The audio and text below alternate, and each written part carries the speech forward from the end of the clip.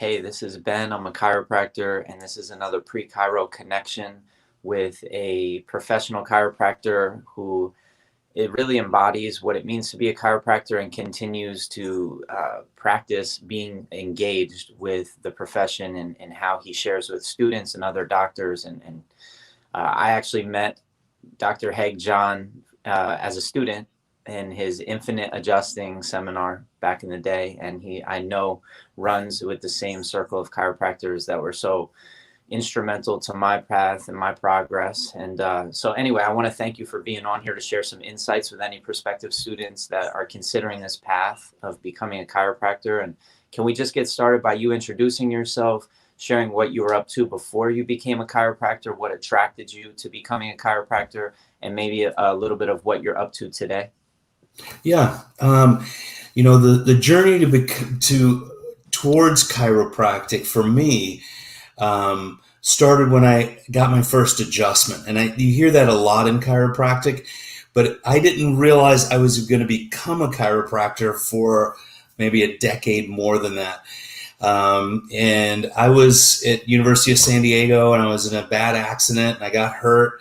I didn't have any money. I was a college student, and I asked a lawyer. A friend of mine's father was a lawyer, and I said, "Where do I go? What do I do?" And he sent me to a chiropractor that he's used.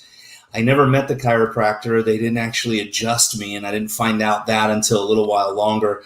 And I have this story on my website because it was so important. And I walked down the street and went to Dr. David Libb's office in San Diego on Garnett Street. And he was a Gonstead guy, and he told me what a subluxation was. And my father is, he was in internal medicine in Europe and in the United States. He became a psychiatrist, and I never heard of a subluxation. I thought it was weird. But once he explained it to me, it made perfect sense. I was having terrible digestive issues. I was 21 years old. I couldn't drink a glass of water. Sometimes I would get reflux. And my grades were doing terribly after that accident. And we can all give all kinds of labels, and they have so many addictive drugs to give children for those things. And, it saved my life because my grades started getting better. My digestive stuff was getting better. I was happier. That's a big deal. And I still continued on. I have a degree in political science, another in European history. I have a minor in European history and another degree in international relations. And I went to law school. Okay, that's where that track goes. It goes, go to law school. And I realized and there are great people there. I have great friends still there. But it wasn't right for me. And I don't like when I know when something's not a resounding yes, it's a resounding no, right? Mm-hmm. And a great friend of mine, Steve Pedix, he said, "Hey, you remind me a lot of my friend's dad. He's a chiropractor. Why don't you become a chiropractor?" And there was nothing else I could think of. All I thought about was that was exactly what I wanted to do. I am a chiropractor. I want to be a chiropractor. So I went to the library, and this is, almost when the dinosaurs were walking the earth. And I started going to the library looking up chiropractic stuff, and there was really nothing, and very little on anywhere, really. You go to YouTube and you see people yanking people, and you see very little real principled chiropractic there. One of my things in life has been about philosophy. And once someone told me about the chiropractic philosophy, then I really was all in as before being a chiropractor. I wanted that. And that journey in chiropractic school was hard. It's not terrible, but you know what? It takes a little bit of work, and you're going to be a professional, and you're going to be serving and caring for people. So I got through it. And by sixth quarter, I really got focused on studying chiropractic itself and the philosophy of it. And just before we started, you showed the book of 1906 of BJ published Didi's book in 1906, Chiropractic Philosophy, The Science of Chiropractic. And right now, what we're going over in our podcast right now is the Chiropractor, 1914, in D.D. Palmer's book, and getting to the nexus of what we really do. And we have students When we met, my infinite working with the adjusting with the infinite was that seminar, and so we've evolved that a little bit into innate adjusting workshops. Mhm. Can we see that? Yeah, innate Yeah, we adjusting can. workshops, Great. and we still do them. And a lot of this is how we are focusing within. And I realized how important it is the server is of chiropractic. It's the adjustment, it's the philosophy we just talked about, and it's also the self. So that's the journey up until now of having getting into school, a little bit in school, and we'll go in a little more depth if you'd like. Most definitely. Yes, so much of becoming a chiropractor is about self-reflection. Who am I? Asking important questions of the self, and also getting into this self-realized state and realizing who you are as a chiropractor is going to really be the seed, so to speak, in your experience as a chiropractor in practice. So thank you for sharing how important it is to develop the self. That's what we're doing here. Anyone that can tap into this message before chiropractic school, I believe, will have a richer experience, will have more focus in when they get to chiropractic school. What do they need to study and where they need to go? So can you talk about what specifically you were gravitating towards before sixth quarter when you discovered the philosophy, and how potentially a lot of students are missing the importance, the recognition that chiropractic philosophy is important? Well, first, I'd like to say I'm seeing a big upsurge now with the students. And I've been working with students almost my entire career in chiropractic because, and I say the young ones, but, we have students that are in their 50s and 60s, but just, budding chiropractors. And, I've realized I've seen that big upsurge now. For me, it was sixth quarter. That's because I just started getting more comfortable with being in class and taking the tests and studying with other people and really getting in that groove. That's about a year and a half into school. Mm-hmm. And that's when I really I got my stride. And I realized, okay, I can study efficiently the subjects that need to be studied. And then I can also start reading the green books. And the green books are philosophy. Like we just saw Ben lift up. That was one of the green books. It's actually the first one by BJ. We call it the first one, but that's when first BJ published. Didi, his father, published one in 1910, and his wife, after he passed, he died in 1913. She published 1914, which is the red one I just held up. I started studying that in depth because I wanted to know if I'm going to be a professional and I'm going to know as much about this profession as possible. I'm going to work on my skill level, and not everybody has that skill level. I'm not a professional athlete. I played some sports, I've skateboarded, BMX, and all that type of stuff, surfing. But, my skills and my hands, I'm not a sculptor. And I thought, man, I really have got to really work harder on that. And I have seen that now. Everyone can develop better and better skills. You don't have to be the master sculptor before you become a chiropractor. I know a lot of musicians. I was in school with somebody who had his master's in classical guitar. He was an amazing chiropractor. But there are a lot of amazing chiropractors.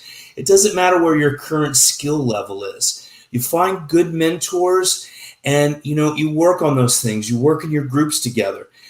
Reading and breaking down our philosophy, though. We read one line, and I have my podcast is our philosophy group, and I also have one. It's meditations and visualizations on Spotify, and they're both called Innate Express. Okay, Mm-hmm. and what we do is we read a little bit, and then we talk about our philosophy instead of just posting, "Hey, this is a great quote." Well, what does that quote mean to you? And then, even more importantly, how does that relate to caring for people? Mm-hmm. And one thing I've really noticed too, people that have worked I've had actually a lot of students that have been nurses or in pre-med or something that they switched to chiropractic. And they have said, I think my years of taking care of people has really helped me because you know what it's like to actually serve someone. Mm-hmm. And that seems like a big concept for some people maybe, or you're not like a slave to someone, but you're really serving someone where what the goods are at a higher consciousness and your vibrations at a higher level, so you can bring other people up. Eventually they may surpass you, so we constantly have to work on ourselves. Mm-hmm. But the journey is important. I'm so grateful for chiropractic school. Actually, I learned so much there of who I am, and I think that was one of the most important factors, actually. Mm-hmm. Absolutely. Can you speak to what it's been like to be a chiropractor in practice, and how your expression of chiropractic has maybe changed, maybe evolved, maybe stayed connected to that core root of where you were at when you first got out, and what you were passionate about then, and it's just remained consistent throughout the time in practice? But can you give us some insight into what your practice is like, what your experience of being a chiropractor is like in the real world? Yeah, I mean, my office. My wife she started off as a CA for me when I first started in practice. When we got married, she took over basically.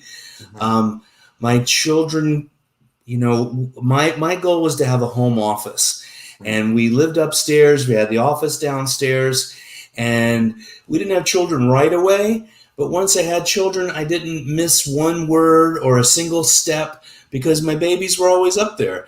And we moved to another home on the water, and then we kept the apartment upstairs open, so we had lunches together. We had breakfast together. Most of the time, we just stayed there because it was still our home. Mm-hmm. And it's about having for me, the practice of my dreams was also having my family with me. There's Mm-hmm. no point in being separated. And, the other thing is I see a lot of friends that I have that travel a lot for their job, where they're gone. One young man that worked for me, his father was gone for 9 months out of the year. And one of my goals was not to do that. And even teaching seminars, I do everything I can to get home as quickly as I can, or I try and bring my family with me, actually. Mm-hmm. So I have that luxury in life. And I think that's one of the greatest luxuries that we have as chiropractors, is having our own freedom to live our own way and with our families. I'm from New York City originally. I'm not the greatest farmer in the world, but I'm trying to grow my own food too, which I'm working on my success right now. Mm-hmm. But, having our own children and teaching them the chiropractic principles and life principles and health principles, and giving them confidence in their own body. Mm-hmm. And I think that's another thing really that we don't have so much in our almost anywhere outside of chiropractic, I have to say, but in undergrad or what have you, is really our confidence in the self. My body can heal. My cuts and wounds heal, which means my heart can heal, or my liver can heal, or the pancreas, or cancers can go into remission by my own body's power.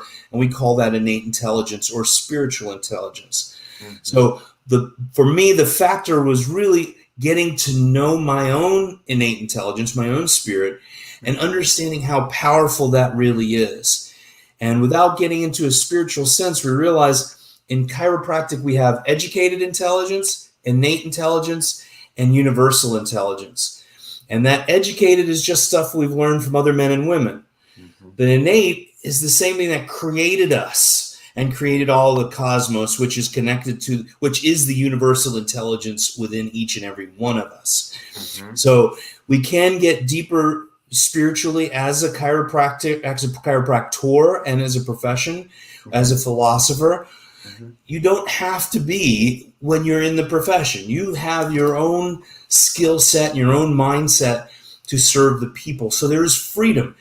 And the other part of freedom really is, if you want to move to Venezuela or move to the, Taipei or Indonesia, you can set up your table, adjust for food if you need to, and you can live a life of absolute freedom anywhere you want to be. So those are my 3 cents on those things. No, it's very, very relevant to today's world, as portability and being able to pick yourself up and move to another part of the world if you so choose, and being able to give value to the people and the community that you land and show up in. it's such a crucial piece. And that's one of my favorite things about being a chiropractor, and why I believe that with pre-chiro infrastructure, if you're starting a school in Malaysia, that you need a pre-chiro infrastructure to really bring people in for the right reasons, that they know there's a philosophy, that they're aware of how an adjustment is different from, say, what physical therapists are now doing in other countries, or osteopathic Oh physicians. yeah. So can we speak specifically to that student? They could be anywhere in the world. Like you just said, Mexico is a place I know that you're connected to right Mhm. now, and parts of Latin America. Yeah. How is chiropractic as a path going to look different and feel different from, say, physical therapy or a medical profession, and get like more granular with like, how are you developing yourself? Because I know it all comes back to the self. It comes back to developing ourselves. And I believe that's true almost with any profession, whether it's acknowledged or not. But how is becoming a chiropractor really something that we can draw a line in the sand and say, this is what becoming a chiropractor is, that is not the same as becoming a physical therapist or going a Yeah. different direction? Well, part of it is understanding what chiropractic really is. And Jim Sigafus was one of my mentors. Pasquale Sarasoli was my mentor. Arno Bernier, and all of Dynamic Essentials and DE. Um, and we have all those questions ourselves. Why don't I just go do this? It's a path of least resistance, is becoming the physical therapist, or even being a therapist within chiropractic. And the first chiropractor I was sent to, that's all they did was wave wands around me and squirt some jelly on me. And I am picking on chiropractors that do that, because it is not in our philosophy. And I'm sorry I have to call it out. It is not what we do. The basic understanding of chiropractic is the body heals itself. Mm-hmm. If I help the body by removing a stressor or interference from the central nerve system, then the body functions better. Mm-hmm. Nobody has healed another person outside of them. The body heals itself.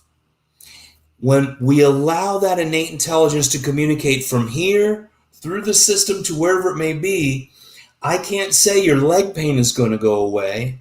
It may change in its own time, but your prostate might be healing. The pancreas might be healing. And I'm going to just tell a little story about my mother.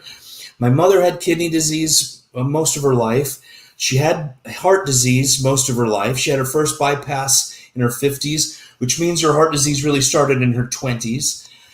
And she had a second triple bypass in her 70s. In her 60s, and then they wanted to do another one in her late 70s, and I moved down from New York City, started adjusting her, and her heart disease went away. Okay? Carotid arteries were 99% blocked. They're clear now. She's 90 years old and living with me. Her blood pressure used to be 225 over 110. We got her off all the drugs. 125 over 75. I did it the other day, and it's still that way at 90 years old. Her cholesterol 400 plus. And is down, I don't know what it is. Probably, I think it's 168 last time we checked. The indicators of health when we remove the stress in her nerve system. Mm-hmm. No drugs. Didn't change anything in her eating lifestyle. She eats vegetarian most of the time. Mm-hmm. And her kidney, we didn't realize this, but her sciatic pain got worse and worse and worse. And what was happening is her kidney was healing. It was a shriveled up prune, and it went into 8 centimeters and functioning after more than 50 years. So I didn't treat. I hate the word treatment, because that's for the sickness. We care for the person. The body heals itself. A treatment is for the disease. I don't put my energy towards the disease. Or dis-ease. I put my energy towards the person being stronger so the body can do its job. That's where a lot of these things have been pushed away, from COVID, from cancer, from everything, about building up the strength, and which is also adding hope. So her body healed. And I had a group of urologists fly out from Saudi Arabia and from Kuwait, and these guys heard about this. I have no idea how. And they said, "What'd you do?" And I said, "Hang out with me. You can shadow me for the day. I'm used to it. I'm not used to having urologists shadow me, but students." And they said, "You're not doing anything for their kidneys." And I said, I adjusted my mother here in her atlas, and her kidney healed. This innate or spirit is all over us. It doesn't skip a spot. And when we allow the body to do its job at its greatest effective function, then there is no limitation to healing. So my mother healed and she is still well. And I use my mom as an example because she has a pretty good example, but we have a lot of them. Read testimonials online. We have Google reviews. I'm sure you do too. And just read them and see what miracles happen. And I tell people, tell your story. It's not about, people like to say, oh, they're really great and nice, but you don't have to do that. I want to know your story because some mom is up all night long looking for help for a child with reflux or we had one baby had not slept in its lifetime and it was 3 weeks old, had not fallen asleep. One adjustment, the baby fell asleep in my arms, turned bright red where it was pale and looked like it was near death and had one of its first real poops. So in the world of babies, that's all a really big deal. With one innately driven, pure communication, light touch adjustment of that baby's first bone in its neck, which was an atlas. With the amount of pressure you put on a contact lens, but with the right intention, understanding, skill, mentoring, and knowledge of our philosophy. So the world can change. Doesn't matter how old someone is. People can heal no matter what. Yeah, and that's been my experience. I'll just second that. Being in practice now about 8-9 years and seeing day in and day out how the power of just laying my hands on somebody and just facilitating that process, holding space for them to heal, providing an environment that is different than you would see in another profession where we're playing a different kind of music. There's a different kind of lighting. I'm not wearing a white lab coat. I'm relating to the people in a way that might be unfamiliar to them, where I'm actually like really wanting to take interest and be curious about what's going on in their life beyond just their symptomatology. And I think that being a chiropractor is such a rich experience that you get to experience day in and day out. And I'm just as excited 10 years in now of being, seeing myself as a chiropractor as I was back when I first discovered it, which I felt like was very difficult to discover. It wasn't in my community in a way that I was aware of it. And I just randomly became an applicant. I mean, it was very random. So I'm just trying to make this a more on purpose. You found us on purpose. You're here listening to this conversation. You've never heard about chiropractic. Maybe you're hearing about it for the first time, or you're hearing about it in this way for the first time. And I just want to invite anybody that's listening to this to really go deeper with chiropractic. Don't write it off as being what you think it is right now. It's probably much more, especially based on what you've heard so far in this conversation. Can we, go ahead. Well, I just want to say to reach out. If you have questions, I had a tough time, just like you said, really, I have changed Wikipedia's definition of chiropractic about 12 times myself till I'm bored doing it. Because the information is terrible out there when you're looking for it for yourself. Yeah. I invite students that are in undergrad or even high school to come into my office or come to a seminar or just call me. Mm-hmm. And if this is worldwide now, since people probably see this all over the planet, I teach a lot in Mexico. I teach in Brazil and all over the country. And if you're somewhere and you just want to stop in and we're someplace, I invite you to come in free of charge. It's not like we're trying to make money. My main goal is to have my children. I have a 4-year-old and a 6-year-old. I want my children to receive the greatest chiropractic care in their lifetimes. Okay? Mm-hmm. They'll be able to adjust each other. I promise that. Even if they're engineers, they'll be able to take care of themselves or each other. But I want the world to be able to receive chiropractic care. And, this isn't just an American thing. We see chiropractic is really blossoming around the world. Mexico, I've seen the schools people are hungry for the philosophy. People want to get into what we do and they're just amazed. And it's awesome. So no matter where you are on this planet, there is somebody there. And if you are someplace and you want to get hooked up with a principal, we call them principal chiropractors, innate chiropractors, or spiritual chiropractors, or chiropractors, we can help you do that. And connect with Ben, you can connect with me. We'll put my information up there, and I'm open to you. And I'd just like to touch on one little thing is your life. Since this is chiropractic, people that haven't gone to chiropractic school yet, maybe, that I live a great life. I live the life that I want to. People exchange money for your care, and they do it willingly, very willingly. And people end up people bring me eggplant parmesan. They bring me, because I try to tell them, don't bring me so many cookies, because I can't resist them, and I'll eat too many. But they bring us things, their fruit from their trees, because the value, what they're getting, is so much more than actually what they're paying. Yep. And you're allowed to receive, and you're allowed to be wealthy. And let's just use a number. If you see 50 people a day at $50 each, and you're open 5 days or 4 days a week, do that math, and you can make a good living. And that's it, because you also have to be in balance. Receiving is a very important thing for anyone. And you want to buy shoes for your children and send them to the schools that you want to send them to.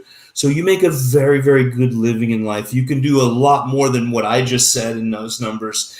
And you are able to be the man or woman that you want to be your whole life. And you can do it while taking care of other people, and you can help transform their lives. Absolutely. And we talk about balance, work-life balance. Being a chiropractor, it's incredible. I mean, like you just described, you make a great living because you're providing a great value to people. And it doesn't take long before you feel so connected to the community that you're in, where you're going grocery shopping, you're seeing people that you know that have great experiences with you. Because as a chiropractor, it's pretty much 100% that people are going to come see you, have a completely different experience of what they were expecting to, and be so happy that they met you, and so grateful, and share it with their friends or family. I mean, it really does bring more life into somebody's whole way of being. And I often think about, the big idea, you touch one person, it trickles out into the community, and the ripple effect of chiropractic. What do you think if we started to, just so that we're clear, Brazil's opening their first vitalistic school this upcoming year. Australia is simultaneously opening their first vitalistic school. I've heard of other schools opening out in Scotland in the near future. What does it look like for our planet to have more chiropractors show up in communities that they don't currently exist in, right? Because we don't have enough chiropractors right now to take care of the global population, not even probably 10% of it. If That's people right. got the big idea, there would be nowhere close to enough chiropractors. In regards to talking to somebody who's considering this profession, how can we describe the growth that the profession, from an outlook standpoint, it looks like the profession's growing in numbers. There's going to be a greater awareness in the profession. What do you think would be the effect if we brought 100,000 chiropractors into the world who were on fire for sharing this profession with people? Well, that would be, I'd like to see that being the 100th monkey, or even before then, truthfully, where we see just reaching a level of change, spontaneous change through the planet. If you know what the 100th monkey is, you can look that up. But when we get to a point of critical mass where we see there is no way that people would imagine not having subluxations checked for and adjusted in their bodies. Of course, you bring your newborn as soon as you go. And of course, your wife is going while she's pregnant.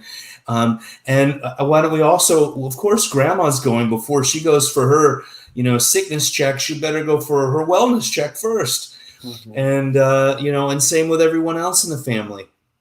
So where we are in a place where a lot of people are without hope. And I get back to that hope so often because right now people do feel a little hopeless in many ways. And it's hard to avoid that in communities around the world right now. And I'm not trying to gloss over things really, because if we have people really believing in the confidence of themselves and how their body truly functions, I'm bulletproof. I understand the germ theory. I understand virology extremely well. My innate intelligence created by universal intelligence understands that better than anybody outside of it, by far, exponentially. Hmm. And when we have that hope, all these types of things are really, let's put it as a light switch in the darkness. Hmm. And when we spread that light, there is no room for the dark. And Hmm. so I see light, and I see that happening right now. We see it big in the Latin countries. Univet in Mexico are amazing. The schools in Brazil are really, they're doing a very good job. They're just getting, and same with all the schools around the country, they get a lot of this, I got to fix people. Hmm. I'm trying to fix them.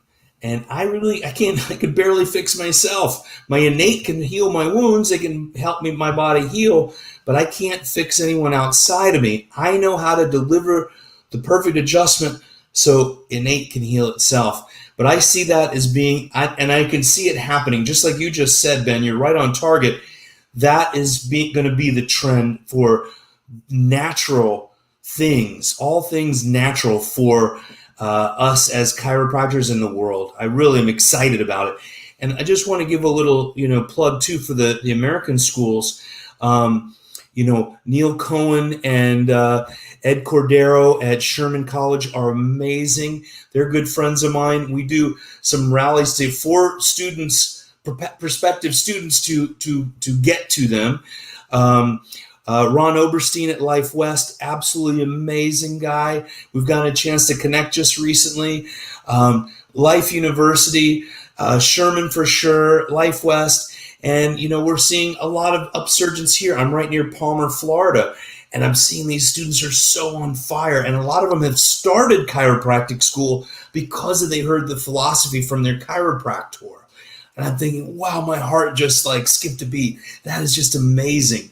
So I'm glad. I see the vision with you, Matt, Ben, that we have for chiropractic, and I appreciate it. Most definitely, yes. Thank you so much for sharing your insights with us. And if anybody wants to connect with Innate Express, it's on YouTube and probably a couple of other platforms. And Yeah, thank Spotify. Mhm. Spotify. Yep. And yeah, I guess that's really it. I mean, Awesome. listen back to this. If something speaks to you, feel free to reach out to Dr. Haig or myself. We're here to answer questions and help you feel supported every step of the way. I think that we don't have an MCAT or a GRE to hold up and say this is what you need to focus on, this and only this. We just have our truth of what it's like to be a chiropractor in the real world, and that enough, I think, will speak volumes to people's, to their heart, and have people innately guided to become chiropractors because they recognize that the only truth is really your own truth, and to accept other people's idea of what the best thing to do for you is to really miss out on a huge opportunity. And Yeah. so thank you. And we will continue this conversation for years to come, my friend. Awesome. It is great seeing you again. Have a beautiful day. Enjoy. Yes, yes. Thank you, man.